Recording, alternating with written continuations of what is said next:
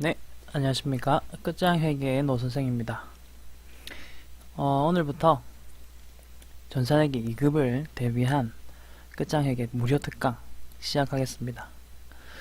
제 강의를 들으시면 전산회계 2급 무조건 합격할 수 있고요. 우선 강의를 위해서 여러분들이 지금 화면에 보이시는 이 교재를 구매해 주셔야 되겠습니다. 네이버에서 끝장 전산회계 2급이라고 찾으시면 지금 화면에 보이시는 요 표지에 책이 뜰 겁니다. 이렇게 확인을 하시고요. 지금 오늘은 2017년 12월 18일입니다. 그래서 제가 강의를 밤 12시에 1시간씩, 그러니까 매일 평일입니다. 월요일부터 금요일까지 한 강씩 이렇게 촬영을 하려고 합니다. 실시간으로 듣고 싶으시고 그 다음에 아프리카 방송 플랫폼이니까 여기서 타이핑으로 문제 그 강의 중에 질문과 답변을 들으시고 싶으신 분은 매일 저녁 12시 아프리카에서 끝장회계를 찾아주시면 되겠고요. 그게 아니고 바쁘신 분은 언제 어디서든지 들으실 수 있게끔 제가 유튜브에도 계속 올릴 겁니다. 그러니까 유튜브 채널 끝장회계 라고 이렇게 검색을 한번 해보시면 제 강의들이 나올 겁니다. 지금 현재 1급 강의는 완강되었고요. 이제 2급 강의를 지금부터 시작하겠습니다. 자, 먼저 이 책의 표지가 화면에 있습니다. 그래서 이 화면이고요. 그 다음에 이제 우리 책을 보겠습니다. 지금 제가 화면에서 보여드리는 이 부분은 지금 화면에서 보여드리는 이 부분은 우리 교재에 지금 보시면 여기 끝장회계 교재 여기 있습니다. 이 강의 교재를 이용해서 강의를 할 거고요. 2018년 판을 내며 뭐 이제 서문이 되겠습니다. 요거는 뭐 그냥 읽어 보시고요. 뭐 여러 가지 뭐 내용들을 제 생각을 적어 놨으니까 뭐 2018년을 내며 지은이의 서문 모든 책을 보실 때는 서문부터 이렇게 보시잖아요. 그래서 제가 한번 글을 좀 적어봤습니다. 적어봤고 이 무료 강의를 기획하게 된 이유를 먼저 말씀을 좀 드리겠습니다. 우선 제가 대학생 때 여러가지 공부를 좀 하고 싶었던 것들이 있었어요. 지금 보신 이런 자격증 공부뿐만 아니라 여러가지 공부가 하고 싶었는데 그 공부를 하려고 하니까 돈이 들더라고요. 요새 뭐 토익만 해도 한 달에 10만원은 기본적으로 내야 되지 않습니까? 근데 이제 그게 저한테는 너무 부담스러웠습니다. 부모님한테도 매번 이렇게 돈을 달라 하기도 부담스러웠고, 그래서 그때 당시에 저는 상당히 좀 어렵게 힘들게 공부를 했었어요. 그래서 이제 그런 부분 때문에 뭐 제가 어떻게 하다 보니 지금 강사가 됐습니다만 그때 그 기억이 나더라고요. 그래서 일단 내가 잘하는 것은 회계 강의이기 때문에 이 부분은 학생들에게 무료로 강의를 하자, 그런 생각을 좀 했었습니다. 우리가 여러가지 하고 싶은 것들은 많은데 금전적으로 못하는 일이 있을 수도 있잖아요. 그래서 적어도 뭐 전산회계도 학원에서 들으시면 한 달에 뭐 10만원, 최소 10만원이고요. 그럼 뭐 좀 더 비싸게 받는 데도 있고 뭐 그렇습니다. 인터넷 강의만 찾아보셔도 마찬가지고요. 그래서 그런 거를 일단 무료로 하자라고 했고, 교재도 뭐 무료로 드리면 좋겠지만 교재 정도는 사셔야 된다. 너무 이제 공짜만 좋아하시면 대머리 되고요. 공짜로 강의 뭐 여러 가지를 공짜로 하게 되면 좀 불성실해지지 않습니까? 그러니까 내 돈을 조금 주고 책을 사시면 좋겠고, 책은 일부러 좀 얇게 썼습니다. 책을 보시면 이렇게 좀 다른 책에 비해서는 얇습니다. 다른 책에 비해서는 좀 얇은 편이고, 얇게 만든 이유는 뭐 단순합니다. 쓸데없이 두껍습니다. 시중에 있는 교재는요, 쓸데없이 두껍다. 여기도 보시면 많은 학생들이 비효율적으로 두꺼운 교재를 이용해서 학습하는 모습을 보면서 뭐 그런 이유에서 왜 시험에 나오지 않는 부분까지 공부할까 라는 생각으로 문제집을 만든 거예요. 요거는 솔직히 뭐 정확하게 말씀드리자면 문제집입니다. 그러면 이론적인 부분은 어떻게 해야 되느냐, 핵심 요약 정리만 넣어놨고 나머지는 제 강의를 통해서 들으신 다음에 그 부분만 잘 정리를 해보시면 시험 준비하시는 데는 전혀 지장이 없습니다. 이 교재를 이용해서, 이 교재가 이제 출간되기 전부터 제가 제본을 해서 학생들에게 나눠줬었거든요. 그때부터 해서 몇 년 동안, 지난 몇 년 동안 이 교재를 통해서 합격한 학생들이 많습니다. 그렇기 때문에 교재는 믿을 만하고요. 그리고 문제 수도 시중에 있는 교재에 비해서 엄청 많습니다. 그렇기 때문에 이제 그런 부분을 좀 생각하시면 이 교재는 감히 최고의 교재다, 이렇게 말씀을 드릴 수 있습니다. 그리고 강의의 질도 다른 강의에 비해서 자부합니다. 저는 이제 뭐 제일 잘 가르친다 라고 자부할 수 있기 때문에 여러분들 한번 믿고 따라주시면 되겠습니다. 그리고 이제 이 책의 특징은 2017년 6월 3일 기출문제까지 반영을 해서 이제 2018년 판으로 낸 거예요. 왜냐하면 전산회계 2급 같은 경우는 세법이 안 들어가거든요. 세법은 매년 초에 이제 개정이 되기 때문에 매년 초에 책이 좀 나와야 될 필요성이 있겠죠. 하지만 회계의 기준은 뭐 크게 개정되는 부분이 없습니다. 그렇기 때문에 이 2급 교재 같은 경우는 제가 일부러 6월달 시험까지 반영을 해서 내년 시험까지 대비할 수 있게끔 만들었고요. 최대한 뭐 실시간적으로 문제를 넣기 위해서 이렇게 했던 거고, 그리고 좋은 소식은 전산회계 2급 같은 경우는요, 지금 난이도가 항상 그대로 유지되고 있습니다. 전산회계 1급은 난이도가 좀 많이 지금 어려워지고 조금씩 생소한 문제들이 나오고 있는데, 2급 같은 경우는 지금 거기에서 크게 벗어나지가 않아요. 기출문제들만 잘 보셔도 충분히 합격하실 수가 있다. 그리고 이 교재를 통해서 회계 기초를 아예 하나도 모르시는 분들도 배우시고요. 다 배우신 다음에 이 2급을 그 다음에 뭐 징검다리로 해서 1급으로 넘어가시고, 그리고 좀 더 어려운 그런 회계 자격증을 한번 공부해 보시는 것도 좋을 것이다, 그렇게 생각을 합니다. 그리고 교재의 특징은 답지가 따로 책이 없습니다. 그래서 얇고요. 요새는 이제 스마트폰 시대지 않습니까? 뭐 4차 혁명 이런 말도 나오는데, 네이버 카페 혹은 네이버 블로그 끝장 회계 쪽을 보시면요. 자, 여기 블로그 카페 그냥 끝장 회계 찾아보시면 제 그 카페나 블로그가 있습니다. 여기에다가 이제 답지를 올려놨거든요. PDF 파일로. 그럼 여러분은 그 PDF 파일을 다운받아서 스마트폰이나 태블릿 PC로 한번 보시면 될 겁니다. 그럼 옆에다가 그거 두고 이제 문제 풀고 답지 확인하시고, 해설도 달려 있어요. 해설은 한국세무사회 자격시험에서 제공하는 해설이거든요. 그거 참고하시면 되겠고, 뭐 부족한 부분은 제가 강의 때 다 다루어 드리겠습니다. 자, 그러면 이제 이 책을, 방금 했던 말이 여기 하나씩 나오죠. 답안 같은 경우는 네이버 카페나 블로그 끝장 회계에서 확인하실 수가 있고요. 두 번째, 지금 하는 강의는 아프리카 TV 플랫폼을 이용해서 실시간 방송 중에 있고, 그 다음에 유튜브에 그걸 녹화를 떠서 제가 조금 편집을 한 다음에 올리도록 하겠습니다. 그래서 유튜브 강의고요. 요거는 뭐 무료 강의입니다. 자, 이제 여러분 준비물은 다 챙긴 거예요. 첫 번째 준비물은 좋은 교재거든요. 그래서 제 책은 좋은 책입니다. 그리고 좋은 선생, 저는 좋은 선생이죠. 저는 항상 수업 시간에 학생들한테 말합니다. 내 책과 내 교재를 보고 합격 못하면 그건 학생 잘못이다. 네가 공부 열심히 안 한 거다, 이렇게 이야기 하거든요. 그건 맞습니다. 그러니까 적어도요, 지금 여기에는 이제 3번 이상 봐라 했거든요. 3번 이상은 보셔야 됩니다. 공부 못하는 학생들은 처음부터 끝까지 한번 보고 이게 난 책 다 봤어, 다 뗐어, 이런 말 하거든요. 그리고 이제 뭐 PC방 가고 게임하는데 그래 하지 마시고요. 똑같은 거라도 3번 정도 반복해서 보셔야 돼요. 공부는 1회독, 2회독, 3회독 이런 방식을 쓰거든요. 그래서 이제 그런 거 조금 잘 기억을 해주시면 되겠고, 자, 3번 이상 반복하시고 수업 좀 성실하게 들어주시고요. 최대한 이거는 꾸준히 들어주셔야 돼요. 연속적으로 해서 집중적으로. 지금 강의의 수가 몇 강의 될지 모르겠습니다만 최대한 짧게 찍는 게 제 목표입니다. 저는 강의도 길어봤자 소용없다고 생각하거든요. 쓸데없이.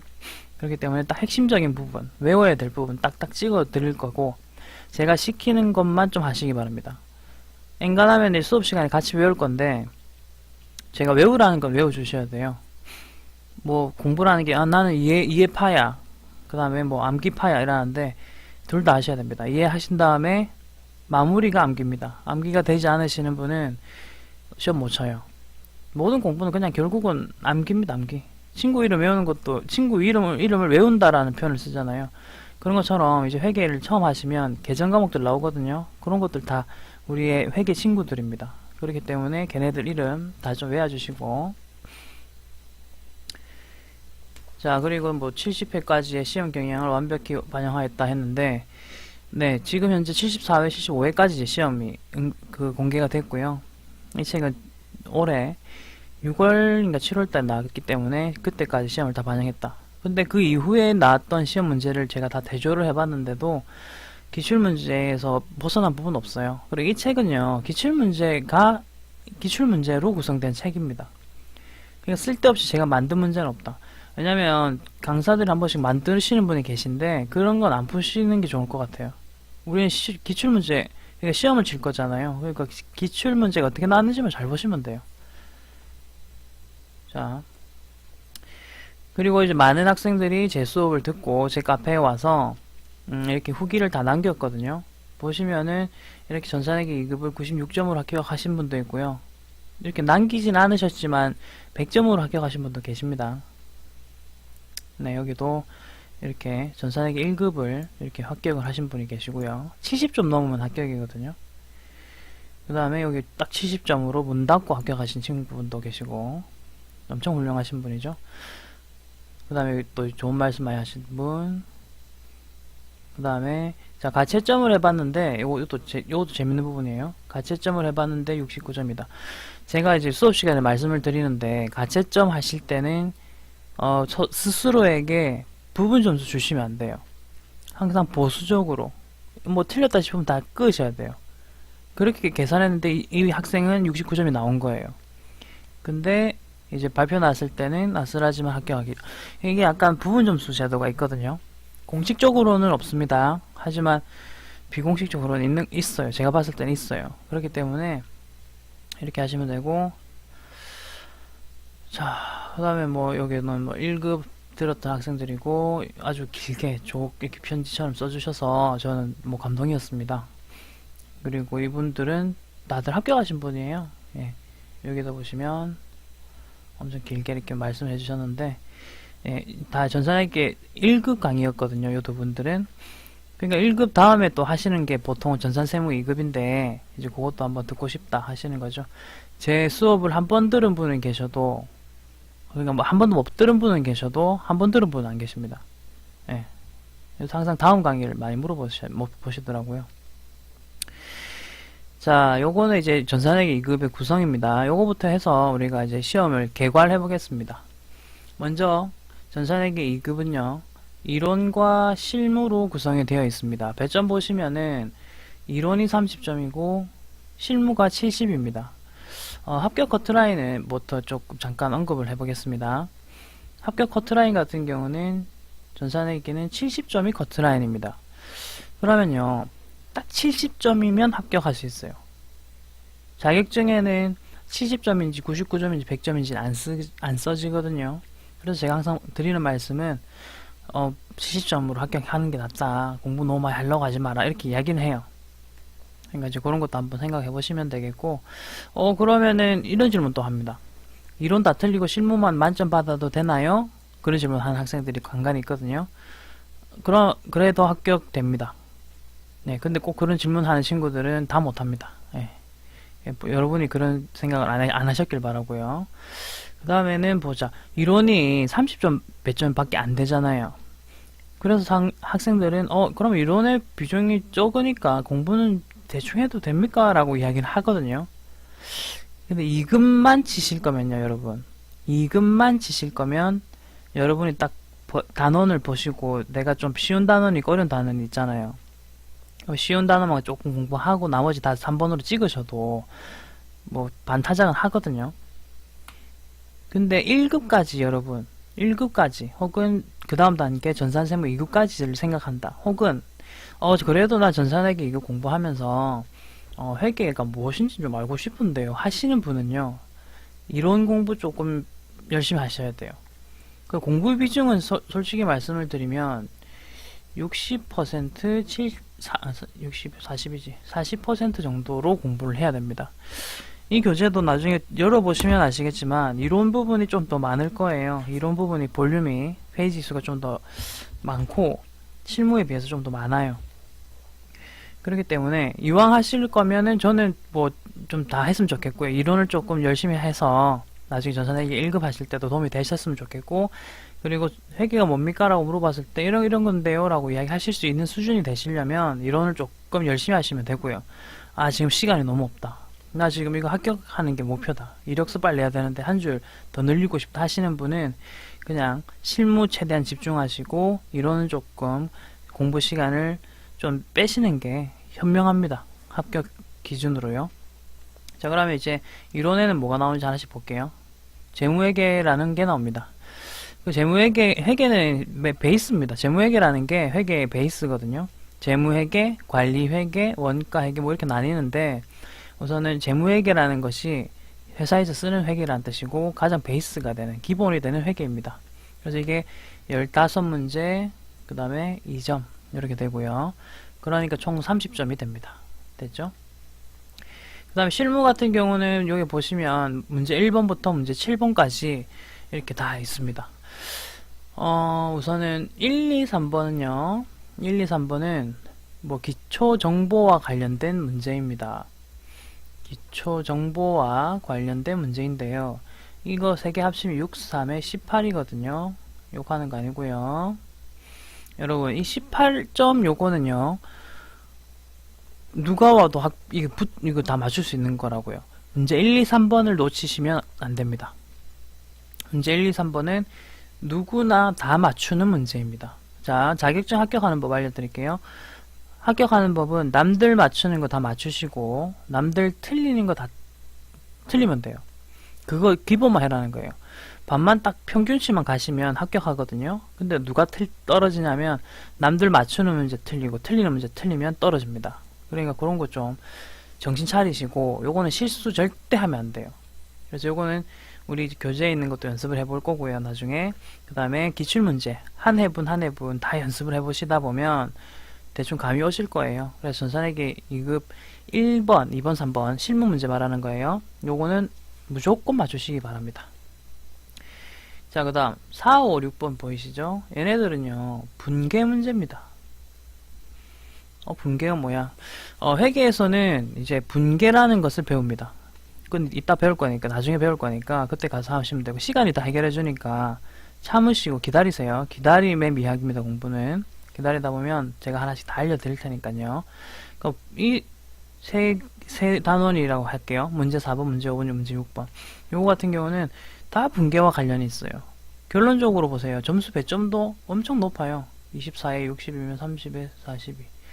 요거를 이렇게 다 합치보니까 42점이나 됩니다. 그리고 특히 문제 4번은 24점이나 되죠. 어찌됐든 분계의 비중이 커요. 그래서 저는 전산회계 시험은 그냥 분계 시험인 것 같아요. 분계만 잘해도 합격해요. 이거 왜냐면 이론 문제가 15문제였잖아요. 아까 전에 위에. 근데 요 중에서도 분계 문제가 한두 문제씩 섞여 있어요. 그럼 결국은 뭐 거의 한 45점 정도가 분계 문제입니다.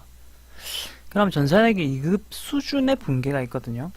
그것도 이 책에 다 있습니다. 제 책에 다 있으니까 그거 외우셔야 돼요. 무조건 그냥 이거는 구구단 외우듯이 외워주셔야 돼요.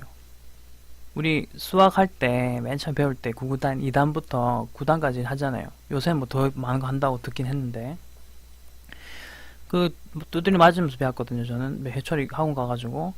그런 것처럼 여러분도 스스로 괴롭고 좀 짜증나지만 좀 시간 투자하셔가지고 몇 시간 좀 투자하십시오. 그래가지고 뭐 외우셔야 돼요. 영어 단어 외우듯이 혹은 구구단 외우듯이 요것만 잘 외우시면 전산회계는 2급은 적어도 무조건 합격한다. 그리고 1급도 아주 편안하게 시험 공부를 하실 수 있고요. 분계가 되시면요, 나중에 회계 관련 자격증 엔간한 것들을 하실 때 조금 많은 도움이 되실 거예요. 네. 자, 그렇고 조회는 이제 프로그램 안에 들어가서 뭐 문제에서 뭐 숫자 얼마입니까? 얼마였습니까? 금액은 얼마입니까? 이런 거 물어보거든요. 그런 거 찾는 거예요. 그래 하시면 되고, 자, 목표 점수 한번 보세요. 자, 총 30점이거든요. 자, 요거를 제가 비교해 볼게요. 자, 총 30점입니다. 이건 15문제 맞췄을 때 기준이거든요. 근데 이제 8문제만 맞추고 그러면 2점 8, 2, 16 16점 되잖아요. 됐죠? 그러니까 반만 맞추라는 뜻이에요. 이건 어떻게 하시면 되냐면 자 8문제 맞추는 법은요. 자 15문제 중에서 5문제 맞추시고 나머지 다 찍으셔도 돼요. 그러니까 문제 푸는 방법이에요. 뭐 예를 들면 이런 거예요. 총 15문제 중에서 5문제는 내가 열심히 푼다.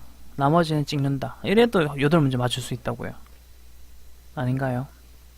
저는 이제 그렇게 생각합니다.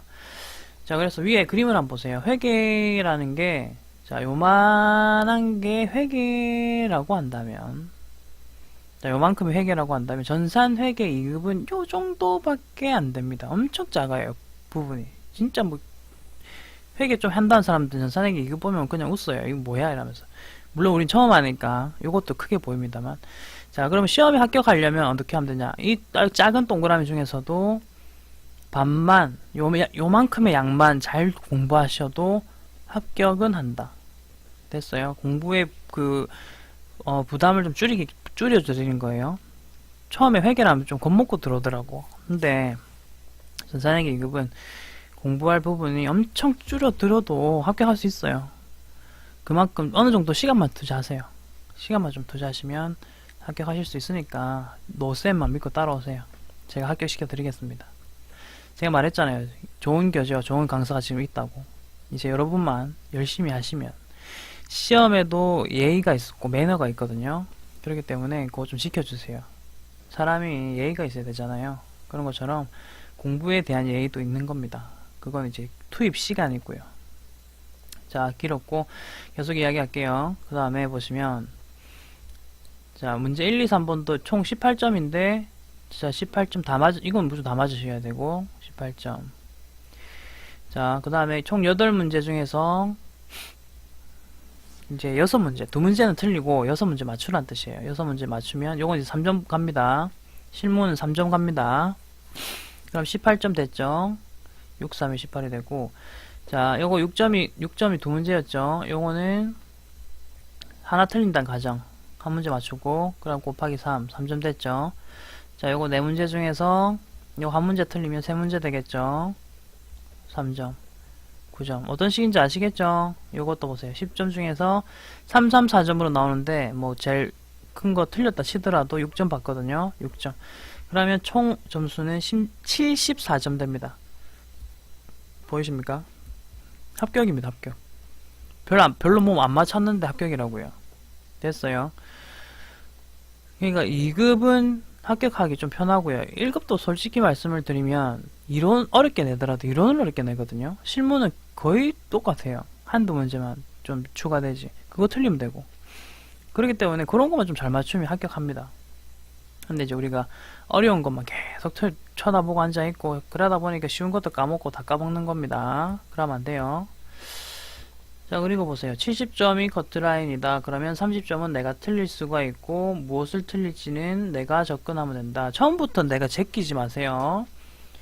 시험 일주일 전부터 이제 뭘 좀 제껴볼까. 이건 안만 해봐도 안 해야지. 이런 걸 해야 제끼라는 거지. 처음부터 다 제끼면 뭐 시험 어떻게 칩니까? 자, 그리고 회계 기초가 있으면 기출문제만 반복해서 한 10회분. 저는 이제 10회분 추천드립니다. 10회분만 달달달달 외우고 답을 외울 정도로 보셔도 돼요. 한번 풀었는데 답 한번 외우고 또 한번 그거를 또 시간 재서 또 풀고 이렇게 해도 돼요. 그럼 선생님 뭐 다 배우는 거 아니에요? 하는데 그렇게 하셔도 돼요. 전산회계는. 이거는 뭐 막 꽈가지고 막 이렇게 안 내거든요. 그렇게 하시면 됩니다. 자, 전략을 봤습니다. 자, 됐고요. 그 다음에 뭐 이제 값진 구절 됐고 자, 우리 오늘 첫 번째 날이잖아요. 그래서 오리엔테이션을 방금 간단하게 했고요. 간단하게 했지만 시간 좀 걸렸죠. 당장 이제 뭘부터 볼 거냐면 자, 회계 이론편부터 안 볼 거고요. 여러분들은 우선 제가 이렇게 생각하겠습니다. 뭐냐면 회계 기초가 전혀 없다 이렇게 생각할 거예요. 만약에 회계 기초가 있으신 분은 요거 그냥 넘기셔도 돼요. 근데 회계 기초가 하나도 없다. 그걸 이제 생각하면서 여러분들을 이렇게 강의하는 거예요. 우선 교재에, 자, 교재의 153페이지 한번 펼쳐주세요, 여러분. 교재의 153페이지 보시면 회계, 생기초, 끝장내기 부분이 나옵니다. 교재의 153페이지를 펼쳐주시면 회계, 생기초, 끝장내기 부분이 나옵니다. 자, 회계를 하나도 모르는 분들을 위해서 제가 2급 교재에는 회계, 생기초, 끝장내기라는 걸 따로 만들었어요.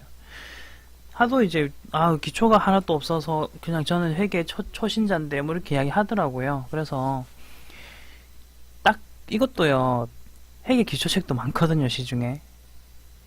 근데 그것도 좀 쓸데없는 내용이 좀 많아요. 그래서 저는 어떻게 했냐면 진짜 줄여서 적어도 요 정도는 알자, 뭐 그런 의미로 넣었어요.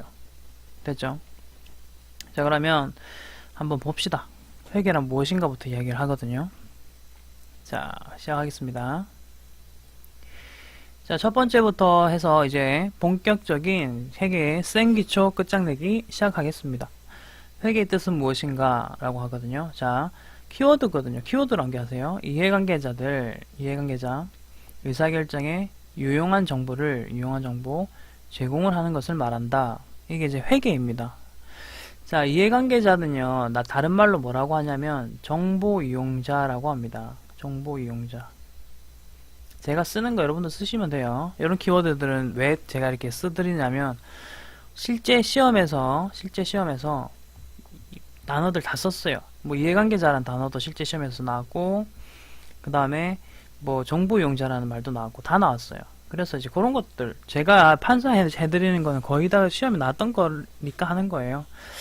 자, 그러면 이해관계자, 여기서 이자는요, 이익, 그 다음에 해자는 손해, 고관점입니다, 여러분. 자, 이해, understand의 이해가 아니고요, 이익, 해는 손해, 요 뜻이거든요. 그러니까 나와 이 사람이 이제 이익을 얻을 수도 있으며 손해를 얻을 수도 있는 그런 관계자, 이런 뜻입니다. 그리고 회계하실 때 주의하실 점은 뭐냐면 항상 나는 기업입니다, 여러분. 난 투자자도 아니고요. 나는 그냥 기업입니다. 기업의 입장에서 회계 장부를 만드는 게 1차적인 회계의 목적이거든요.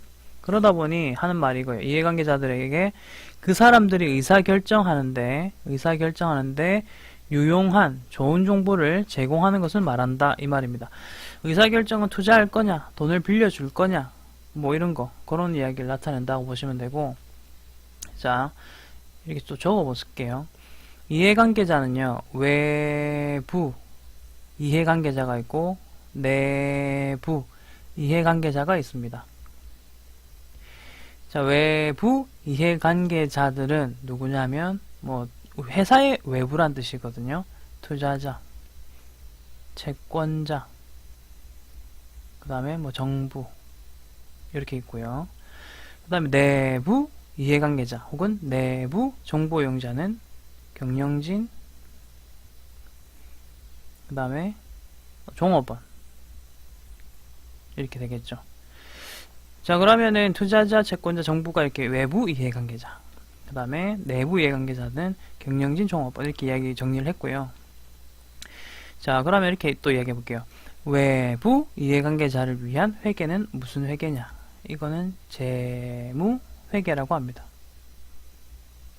재무회계.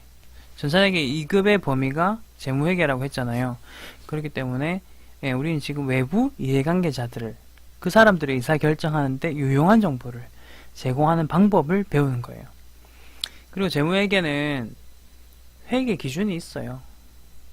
그래서 모든 회사들은 이 회계 기준에 맞춰서 회계 기준에 맞춰서 이렇게 뭐 여러 가지 공시를 합니다.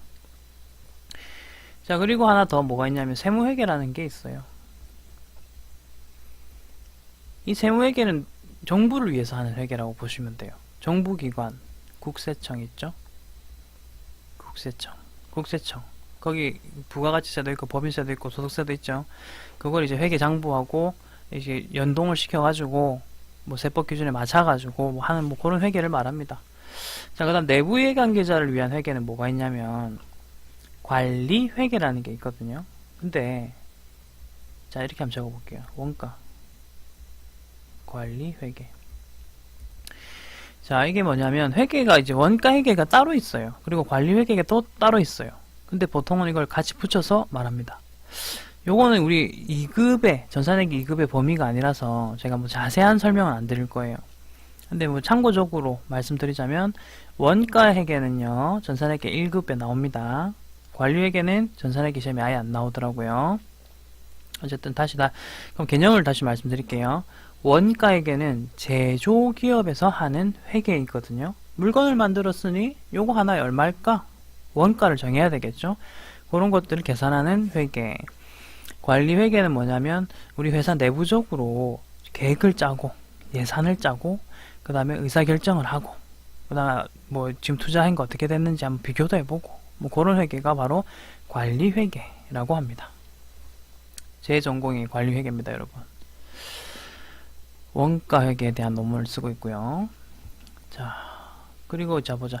그럼 이제 유용한 정보를 제공한다 했지 않습니까? 유용한 정보를 제공한다 라고 했는데 요거는요 어떻게 제공을 하느냐 하면 재무 제표라는 것을 통해서 제공을 합니다.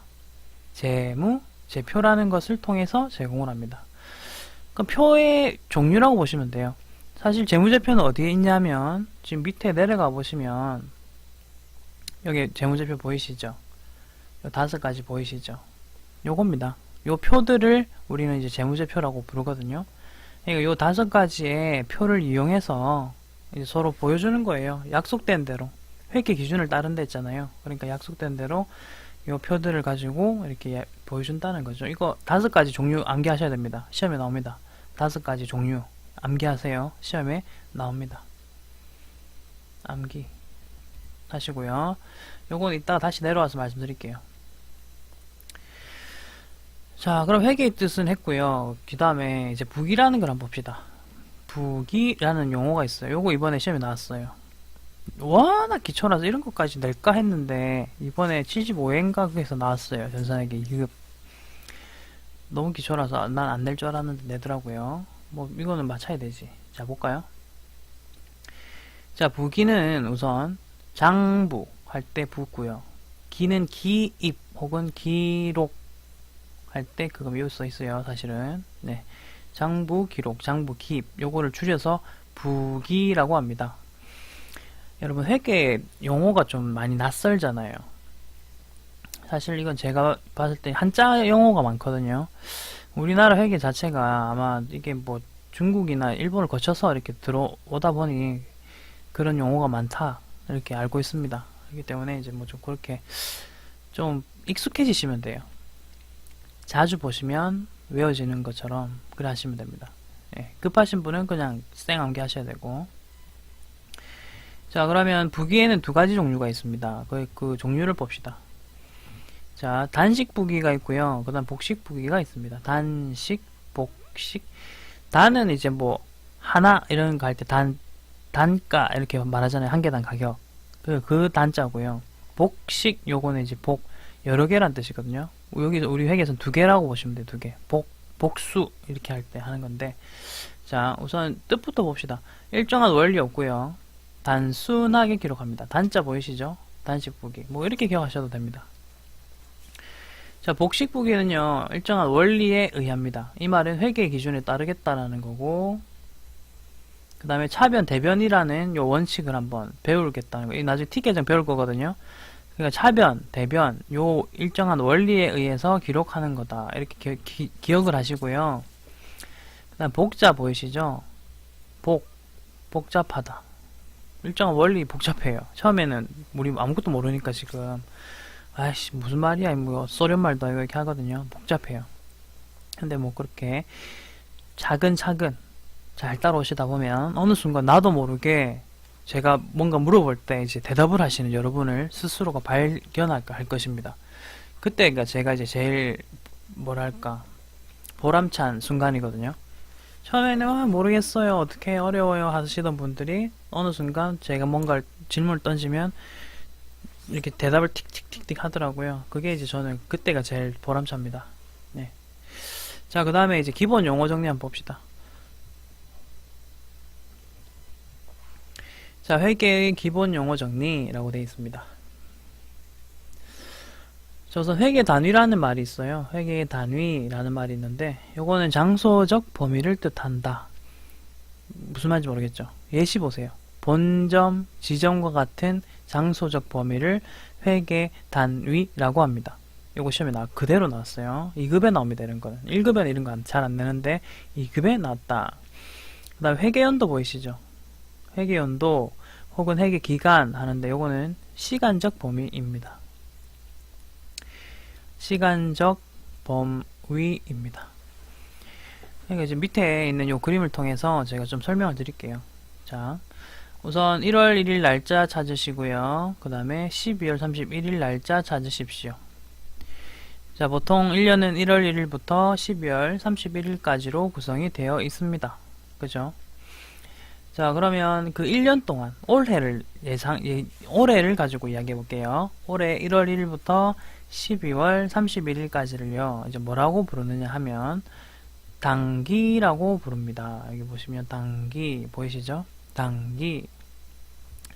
자, 그리고 작년은요, 전기라고 하고, 내년은 차기라고 합니다.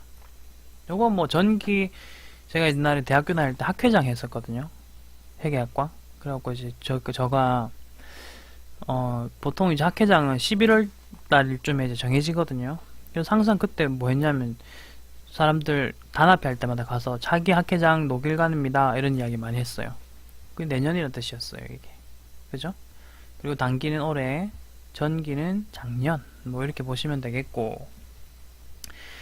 자, 그 다음에 또 용어가 뭐냐면 1월 1일은요 한 기의 첫 번째 날이잖아요. 그래서 기초라고 합니다. 기초. 그러면 이제 반대로 12월 31일은 기말이라고 하겠죠. 자, 여러분 그러면 월의 초는 뭐라 할까요? 월초. 그럼 월의 말은 월말. 오케이? 됐죠? 그리고 이 기초를 또 다른 표현으로 이런 표현도 씁니다. 전기 2월이라고 해요. 무슨 말이냐면 작년으로부터 올해로 2월 넘어왔다. 2월은 월에서 월로 넘어오는 걸 말하거든요. 그러니까 넘어왔다라는 뜻이에요. 그러니까 1월 1일은 전기 2월이라는 말을 쓰고요. 그 다음에 12월 31일 또 보세요. 차기 2월, 내년으로 2월 넘어간다. 그 뜻입니다. 됐죠? 자, 이제 그런 식으로 이제 회계연도에 대한 기본적인 용어도 한번 이렇게 익혔어요. 요거는 지금 보시고 이해는 되셨을 것 같아요. 그러니까 이제는 암기 좀 꼭 하시기 바랍니다. 요거 이제 암기를 꼭 해주셔야 되겠습니다. 자, 그러면 이제 추가적으로 우리가 또 이야기할 수 있는 게 뭐가 있냐면 뭐 이런 건 있어. 1월 1일부터요 6월 30일까지를 전반기 혹은 상반기라고 하죠. 두 번째 7월 1일부터 12월 말까지는 전이니까 이제 후반기 혹은 하반기 이런 표현 쓰겠죠. 그런 것도 있다는 거 아시면 되고, 그 다음 분기 아시죠? 분기 3개월 단위로 딱딱딱딱 끊어갖고 1, 4분기, 2, 4분기, 3, 4분기, 4, 4분기 이렇게 해서 부른다는 거, 뭐 그런 것도 있습니다. 자, 우선 1강에서는요 제가 이제 요거까지 딱 정리를 할 거예요. 재무제표까지만. T 계정은 내일 2강에서 이야기할 거거든요. 자, 아이고. 자, 재무제표. 요거는 별표 치겠습니다. 시험에 매우 자주 나옵니다. 별표 3개 쳤습니다. 제일 중요한 거예요. 제가 이제 최고 3개까지 치거든요. 3개 제일 중요합니다. 첫 번째 출제 포인트부터 말씀드릴게요. 아까 암기했었던 거 보이시죠? 재무제표의 종류가 아닌 것은 이라고 시험에서 문제를 냅니다. 그러면 여러분들은 재무제표 5가지 꼭 암기를 해주시기 바라고요. 자, 확대를 좀 해서 이제 볼게요. 자, 이 5가지의 종류 꼭 암기를 해주시기 바라고, 그 다음에 얘네들의 뜻을 아셔야 되겠습니다. 하나씩 뜻을 좀 적어 보겠습니다. 키워드들을 제가 적어 드릴 거거든요. 자, 첫 번째, 재무상태표의 키워드 두 개씩 있어요. 일정, 시점입니다. 재무상태표는요, 일정 시점에, 그 다음에 재무상태, 혹은 재산 상태라고 합니다. 이 키워드. 자, 재무상태표는요, 일정 시점에 재무상태를 나타내는 표이다. 이렇게 나온 적도 있었고요.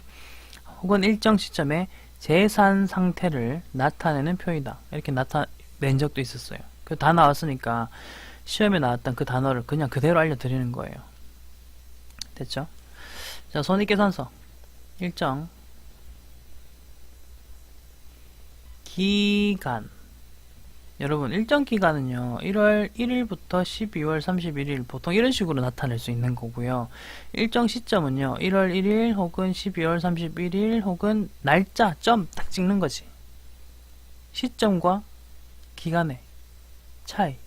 아시겠습니까? 자, 뭐 그렇게 나타낸다. 두 번째, 경영성과. 경영성과 다 적으세요, 이거. 시험 그대로 나옵니다. 일정 기간, 경영 성과. 우선 일정, 아까도 일정이었는데 지금도 일정이잖아요. 재무상태표가 뭐가 다른지부터 보세요. 재무상태표는 시점, 얘는 기간입니다.